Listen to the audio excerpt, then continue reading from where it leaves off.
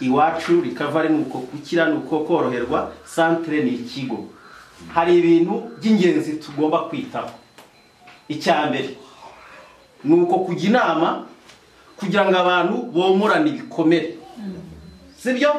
Kuko iyo umuntu atangiye guheranwa n'agahinda, agaheranwa n'ibibazo, icyo gihe ibintu byaryo byose bishobora kuza bikamutwara. Ubuzima bwacu bwose butangirira mu mutwe. Sibyo? Rero iyo umuntu yagize ibimurangaza, yagize ibimwangiza, yagize ibimutwara cyane, hari igihe n'ibindi bitagenda neza. Aha, cyo ni icyambere. Icya kabiri, hari ibintu rero bikunda kubaho tugahungira ubwayi mu kigunda. Aho ibibazo bije tugashaka kubikemura nabi, tugashaka kubitwara intambike.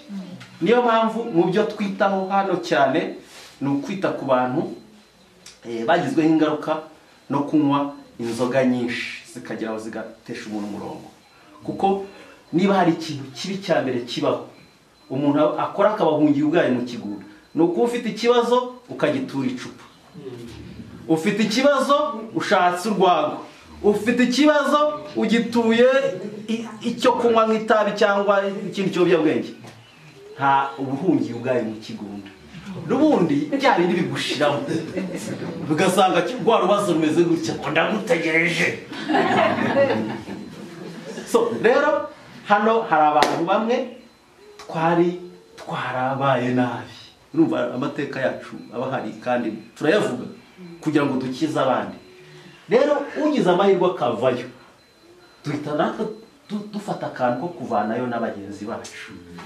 Abantu rero benshi bakunda kugira ngo nta kibazo bafite, ko se kunywa kamwe cyangwa tubiri ngo hari ikibazo.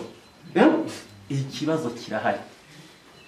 Cyane cyane tukita kubo bigiraho ingaruka. Ntabwo tuvuga ngo abantu bose tuzaba ku isi genda itanywa inzoga. Oya, biragoye. Sibyo? Ariko hari abazinywa zikabatera ikibazo. Cyane cyane abasanga mu bibazo. Rero usanga mu bibazo uba wirinze kongera ibibazo.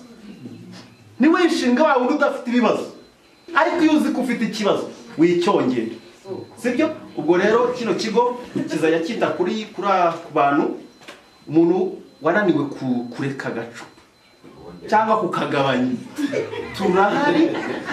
Turahari tukamugira inama, kakwereka uburyo yenda ukaza tukaganira, kakwereka umubare w'amacupa nanywaga nawe ndugezeho, tugashyira ku munzani tukareba, kakubwira nti rero sha niba narabishoboye nawe wabishora. Nudashaka kubishora bizaba ari ubushake bwawe. Iyo nzajya banza uyimbwira. Murakoze cyane.